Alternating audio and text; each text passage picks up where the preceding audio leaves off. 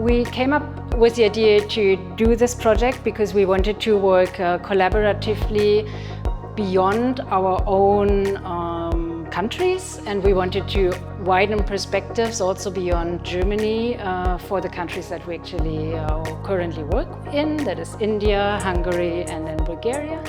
And we also come from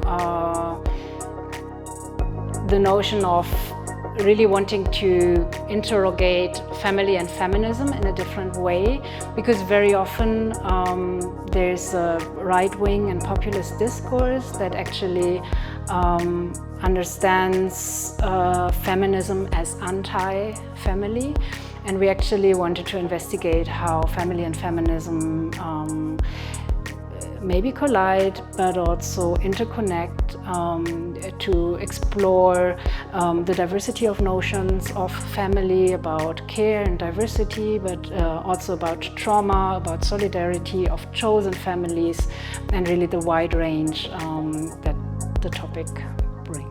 And we've worked together as a team before. We kind of found each other over topics of diversity and feminism within the institution, but also outside of the institution. So we very early on started brainstorming, saying what can we do together, how can we combine our countries and also involve Germany in the discourse. And interestingly, family and feminism popped up as a topic that everyone immediately reacted to, which we didn't even foresee, but there were very strong involvements from the moment we pitched the topic. And we realized that even though we work in very different contexts, this topic seems to be a topic that women feel the need to discuss and might not have the space to discuss on an everyday basis. So we had the topic and we had the wish to collaborate between the three institutes that we actually run. But then we thought, like, what would be the media we work with, and we thought of photography, particularly because of this being something that connects our three locations. So you in Chennai have a photo biennale. Here in Sofia we do regularly host photography exhibitions also with our partners, but also it's a very small scene that we wanted to really support with such an international exposure. And also in Hungary, I mean, you have great partners and a residency space that was looking forward to host photographers. Piggybacking on that is the partners that we have locally and that always work so closely with our institutes and the local artists that we have. We felt we have this amazing network all over the world, and maybe in a nutshell we can combine the partners that we have in our three different places and to broaden the network, to even have more connection amongst partners, artists, and then connect through a topic from so many different angles and cultural perspectives that I think that's the strength of the Goethe-Institut network, to bring us together as well globally. This is not the first residency we've been doing, and the longer we're doing this, the more I feel residencies are like magic boxes, because you put in the same ingredients and you have no idea what might come out. You choose very different artists who participate in the same residency, because I think this is a very personal exhibition as well. Most artists have chosen to work about their family and their connect between family and feminism. And they all, while they were doing the residency, we connected them to other feminists, to other artists, so their topic kind of developed throughout this. And I think in terms of curation, Kallina, with whom we had the pleasure to work here, has really done a brilliant job of bringing out different aspects of photography in the exhibition itself. A lot of works you can interact with, you can ask yourself questions that the artists were asking themselves. So I think it really brings it together beautifully on an overall exhibitional aspect. Seeing, like what you said, like how the works developed, how perspectives shifted, informed each other, like how there was new connections made across the globe, actually, is something that actually brings us to consider to have a second edition. We're at the moment kind of putting together our heads, evaluating what we have done over the past 7-8 months, and trying to put together a future program. One aspect that was really interesting to see is because we tried to create this space for discourse, and we brought different generations together, not just the artists themselves who come from different generations, but also the hosts and the mentors and the people they met. And it was incredibly fascinating to see how some of the topics have nothing to do with generations. Yeah, and I think also, as you mentioned, the artists coming together intergenerationally, we saw some intercultural aspects in that. If I just think about our teams working together, which all did a brilliant job pulling together from so many different intercultural questions that were raised during the conceptualization, during working together. That was really an important aspect for our work as well. It's also something that I think we as the Goethe, we're used to it, but we also, I think we took something from it for the second edition to see how can we enjoy that even more, that we get to work together with the colleagues from all over the world. I think it's always great to meet colleagues that otherwise you wouldn't interact with, that you wouldn't have projects with. And so those aspects really make the project shine as well. I was very excited to be invited to curate this exhibition and to be a mentor for the exhibition. Initially, when I heard the title, we had a kind of working idea of family and feminism. To me, it sounded a little bit like an oxymoron because they can feel mutually exclusive. But when I started to really think about the topic, I became very interested because we ended up looking at family from a lens that's kind of intersectional, a lens that allows for a nuanced version of family. With recent events here in Bulgaria as well. So I was very excited to start thinking about these topics because my own background is, and my own research, I've recently completed my PhD in photography, which looked at feminist topics. So it was a chance for me to also learn about family and about sort of this idea through this lens. So in a way, working on this project enhanced my own understanding for how feminism interprets family. Working with the 9 women for this project, so it was actually a duration of over quite a long period of time. What's exciting about this project is that there's different cultural contexts, and these different cultural contexts provide a sort of understanding of women's experiences, not as universal. However, we can see ideas that overlap, that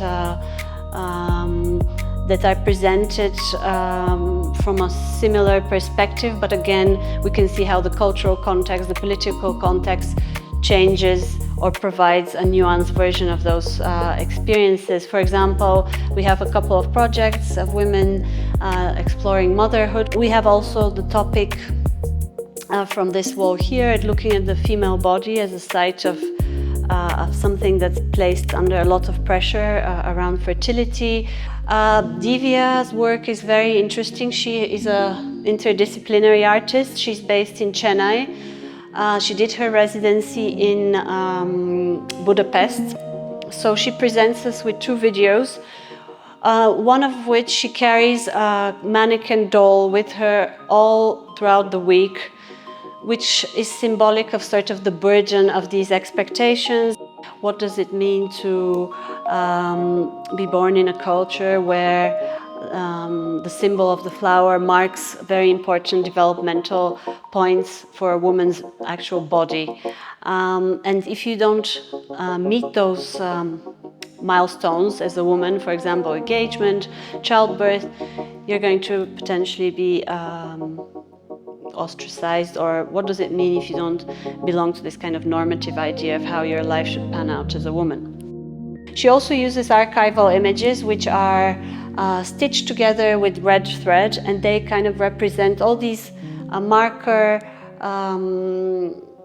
rituals that Tamali women go through in their development, starting from puberty. So she's kind of rejecting some of these ideas or questioning how they've affected her. One of the really exciting things for me with this project is that photography is not just a tool of expression, it's not just a tool or a kind of neutral witness to what's happening, or a documentation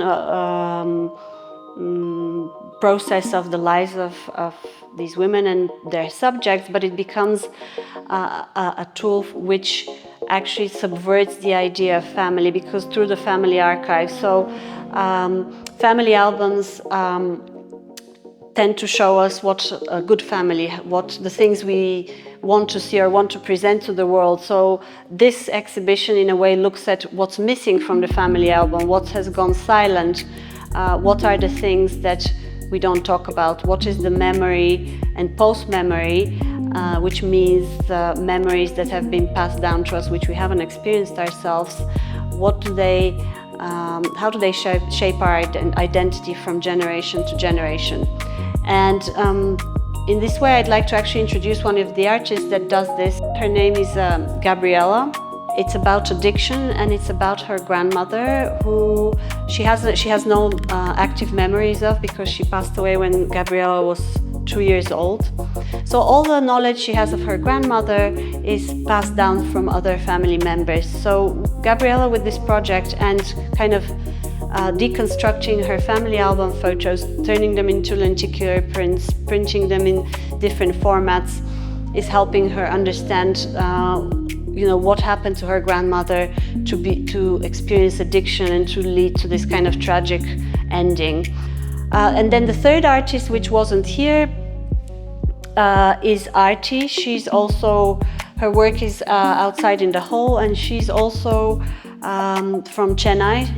She did the residency actually in Chennai as well. Her project is very interesting because it looks at women's identity through hair. Her project is called Kesha, which means in Sanskrit hair. And what's interesting about her project is because in the first instance we don't associate hair with family. However, when we look at her work and explore what she's done, actually hair becomes an identity marker and a sign of womanhood that's passed down through family in the female line. So our grandmothers, our mothers teach us how to be a woman, how to present ourselves visually, how to maintain our body, to sustain this kind of ideal of femininity depending on our culture. So what she did is she surveyed some people. It was an open survey, open to other women to take part anonymously and explain or answer some questions which are about why they change their hair, what are the choices they make in how they present their hair, and to send a photograph of their hairstyle. So in a way, it was questioning a range of women from a range of backgrounds and cultures, what their kind of relationship is with their hairstyles and how that relates to her own kind of situation and circumstance. In Tamali culture, from what I understand, I'm not an expert, hair is very important again for the expression of femininity, and there's very specific rituals, perhaps is not the right word, but standards, I suppose, expectations of how women should present their hair, when the hair should be tied up, when the hair should be let down, and that seems to restrict also women to have, let's say, more contemporary hairstyles in some circumstances. So again, we can see how family is a really important site where our identity as women is shaped, and even how we present to choose ourselves in the world, the clothes we wear, and so on. When I saw the open call, I actually thought that it's a really good match, because in my work that I had done before, I have been working on patriarchal violence for almost 10 years. And topics like family and feminism have been a very long part of my work. And I really wanted to go to Budapest because I had already been the year before, and I already knew of a group that I want to photograph. So it was actually the first residency that I did, And I was very grateful because it gave me the time and space to experiment, which I think after you finish studying or like just when you have to work, there's rarely ever time to experiment and also fail maybe. And it was the first time that I worked with a large format camera. And I think also because it was such a condensed period of time, it was intense enough that I would really make some work. Which I then continued back in Berlin. I think it was really nice that it was 3 artists of us that we were sharing the residency, because also the exchange with each other, coming from different societies, with different expectations, with different roles that are put onto us, was really, really interesting.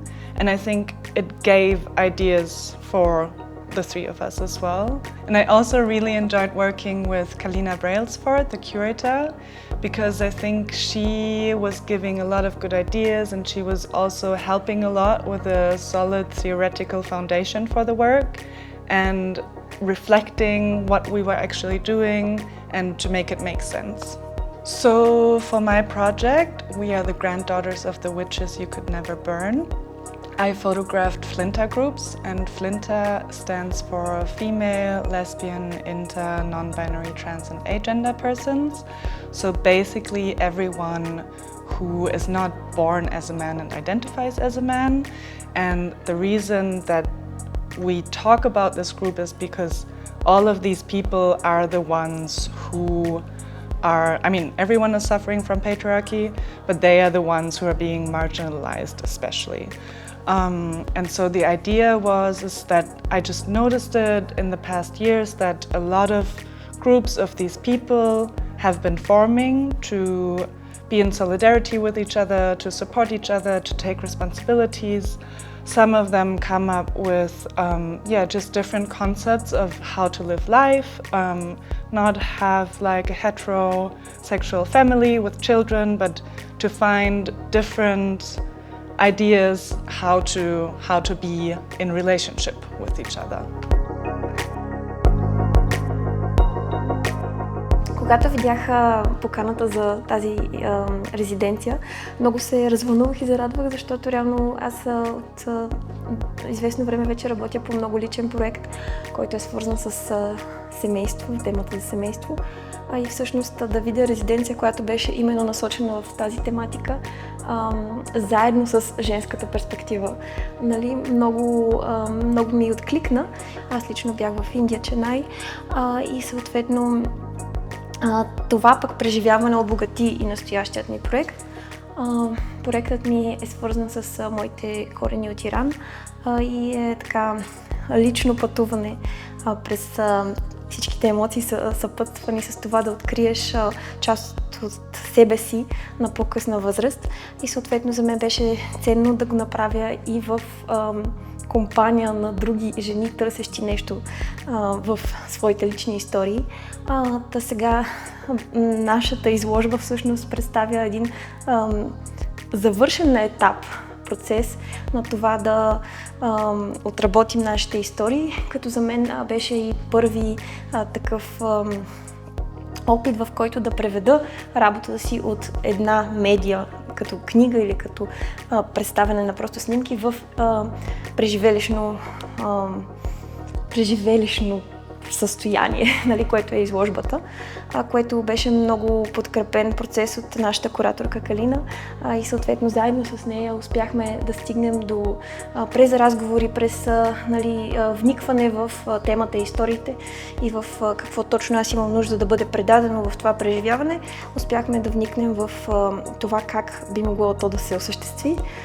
Съответно, начинът, по който го направихме е така, че да предизвика зрителя да се абстрахира малко от това наоколо и всъщност да има нужда да се вгледа и самия той да открива и да влезе в ролята на изследовател и откривател, каквото всъщност беше моето преживяване.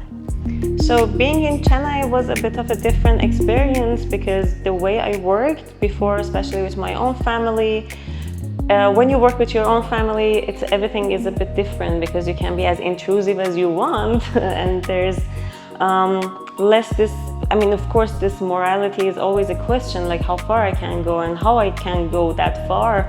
But when you're working with a complete stranger, there's a lot of limits that you have to be aware of. So that was one thing that I was really worried about. Also, this whole project needs a lot of openness, a lot of sharing and feeling safe, and to be able to make this safe space also, especially when you're going to a place with a very different culture, everything different. So you should be very also careful about everything. So when I went to Chennai, I was a bit nervous about that, how it's gonna be.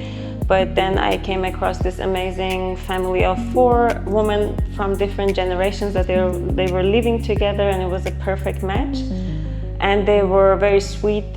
We spent a lot of time together, just hanging out, not necessarily taking pictures, because we taking pictures or even talking about this project necessarily, just hanging out, going through their family albums, talking about their experiences. And then later on in this project and in the last weeks, I started doing some photographs with them, taking some of their personal images from their personal archives, and doing the genogram, which was the peak of this whole project, because that's the way of them talking without me being very intrusive or pushing them through about very personal questions. They give me whatever they want, and yeah, they were more open than I expected, and everything was beyond a nice experience with them. This whole thing on the wall that it looks like a little bit like a map is my understanding, because there's a lot of question about transmission, about inheritance. What do we inherit from specifically my focus was the female genealogy in the family, like the woman in the family, and how they pass. We own sometimes bodies, our bodies, that they are not 100% belong to us. In that sense, I mean, we carry things from our generations, from our mothers, from our grandmothers, that we don't even know what they are. It's like, it can be trauma, it can be good things, it's not necessarily bad things, but there are things that it's hard to name. And the question for me was, what do we inherit and what is this transmission? And there is a specific kind of transmission between female in the families, and no matter where you are, because patriarchy reproduce similar patterns, and they are really recognizable patterns. And this is my understanding. This part of the wall is my family, my genealogy is Iran, and this part mostly is India, and the family I worked in India. And these are basically, because we did also the genogram together, and in genogram you do a lot of connecting. You use these arrows, you try to make something like a legend to see a pattern at the end. What is going on in my family? Somebody get hurt there, I get hurt there.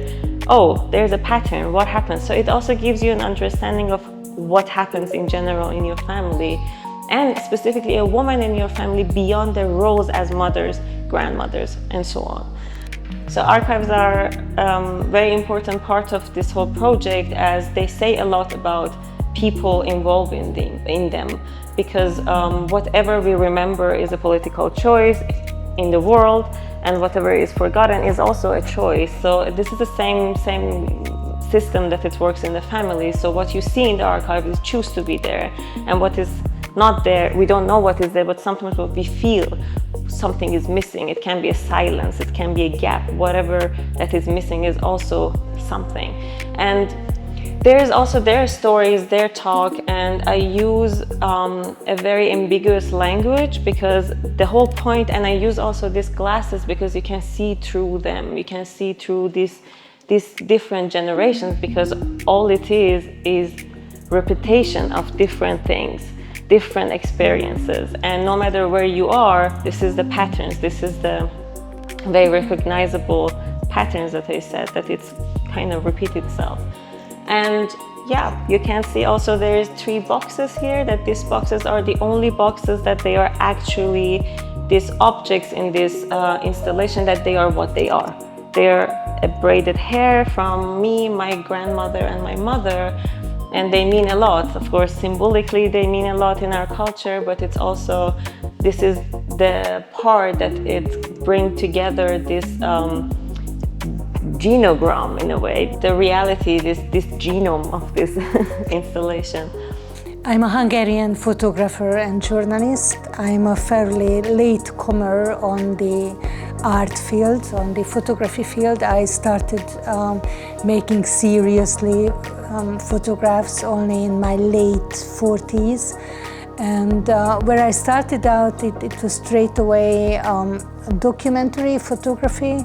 I was straight away drawn to colors, for strong personalities, for personalities where one can feel that the life they lived formed their faces, their attitudes, their characters. And of course I'd like, or I intend that those strong characters somehow show the society what surround us, because I'm not looking only for characters for itself, but for the results of the society we are living in. So basically I come from a documentary direction, and even if I have a wish to step away a little bit from documentary towards the conceptual field, or to conceptualize a bit my stories, but again and again I have to realize that life is the best writer, the most interesting storyteller. What can be seen here from me is a series of portraits of women in their late 40s. They are middle-aged women, and besides being middle-aged, which is itself is a sensitive age for women in general. These women live alone, so they try to navigate, or they have to navigate their life in a society which is based on family units, and each story is different. If you see a middle-aged woman who lives alone, she has a story. Another one has another story. They can be widows, or divorcees, or women who for some reason never married, or they separated in sometime late in life. And but we are, because I'm among them, we are more and more in number in society. So we try to find our way, and I don't want to say that we want society to see us, but we are here, so you see us. It was a great opportunity to get out of my country. Well, I mean, to get out to other places. I love traveling, and I love working while I travel, because, well, it's a commonplace. It makes you more open if you are out of your accustomed place. So just this aspect would be enough, but we had other aspects as well. This residency was wonderfully organized. So we met many interesting women. We heard many interesting stories in different, in cultures which are different from ours. So it was very interesting for me personally. The fact that I was the oldest between the artists also gave an extra layer. And yeah, just telling, the curator was fantastic. So just to work with 9 different women photographers with 9 budding projects. It must be a hard task, and she made it wonderfully. По време, самата резиденция за мен беше някакъв изключителен експеримент. Беше много странно това, че наистина те отделят за цели 3 седмици от ежедневния ти живот, от този социум, който всеки един от нас сякаш се намира в някаква центрофуга. Имаше ден-два адаптация, след което максимално се опитах да използвам времето си, тъй като той е в голям дефицит в реалния ми живот. Проектът се промени, моя, с който реално влязах в Гьоте, придоби друга материя, тъй като благодарение на нашия куратор, със съвместната ни работа и идеи се появи погледа на моя син, така че има специален език специално за тази резиденция, тази изложба. Той се фокусира върху моят connection, моята връзка с сина ми, който е в аутистичния спектър. Аз имам 4 деца и ми беше трудно. Допреди да почна да снимам този проект, ми беше трудно да приема за себе си това различие на сина ми. През фотографията успяхме да направим една връзка. Аз минах през един много така катарзисен период от 6 месеца, в които постепенно се доближавах, допусках го такъв какъвто е. Намирах позитивизма, спрях да живея със страх какво ще се случи с него след като порасне и изведнъж в неговата цялост видях не човек с проблеми, а човек, който е с изключителни качества.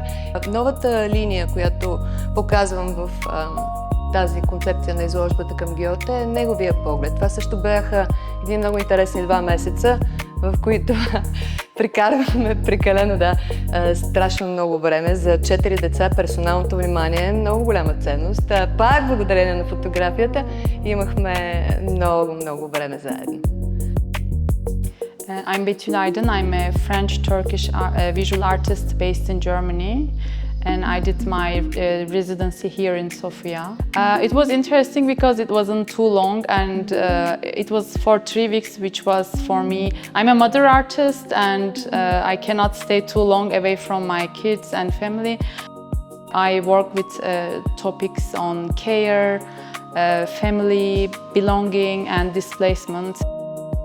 So I was hoping to meet with people and interview them to learn more from other people's experiences, because I'm a migrant mother, and I wanted to learn how others are coping with the themes of belonging and displacement. And I have 2 small kids, so that made me realize things by experiencing it. So I realized there is not enough care networks and not enough child support. Also, being away from your own family and country, that also plays a lot of role. And I wanted to talk about it. To be honest, I wanted to shout. I wanted to speak how careless can society be. And I also imagined a lot how other moms could be feeling about it. And also, not only about motherhood, I also worked about other kinds of belonging, such as queer belonging. The mentor organization of this residency was Dhivya, so I used the opportunity to meet with their network, and it was really helpful. So I met many queer couples and individuals while I was here, and I interviewed them and I photographed them, which was really enriching also to hear their experience. My work is called Between Homes, and on the wall you will see photographs that are taken in different people's homes who are from different family structures. As a conceptual choice, I didn't put any faces in the photographs because these people who are migrants or queer families, the system usually wants them to be visible and legible. So as a choice, I decided to not put their faces. I am also present in the photographs because I am also one of them. And I am here as a mother looked by the society. So I am the one looking. Also, I am the one observed in the photographs. and you will also see my mediated presence, my mediated presence in the work with my children, both in the photographs and in the video work. The video is an essay film of about 10 minutes representing a day I spent in Sofia from morning to evening while working and going out meeting with people. I wanted to represent that as a mother I have to be present with my family through communications all the time, constantly, and also sort of mother them from distance. So this is present in the video. I presented the work in a domestic installation where people find a small living room space. This is to make people sit down and sort of think whose house this can be. It can be anybody's house, and it can be my house, it can be their house, or any of these participants. And also in this domestic setting there is also a desk area. This represents me trying to make a space for my work, for my artistic work, while going through care responsibilities and trying to make space for me to think and also create. And on the wall there are some post-its. They are from my readings, my inspirations, and my thinking. I actually want to thank Goethe-Institut for choosing a mother artist, because I realized that mother artists are a little bit cut off from fundings, from opportunities to speak in the art world, and I really think this is really important, that we also have a space to talk.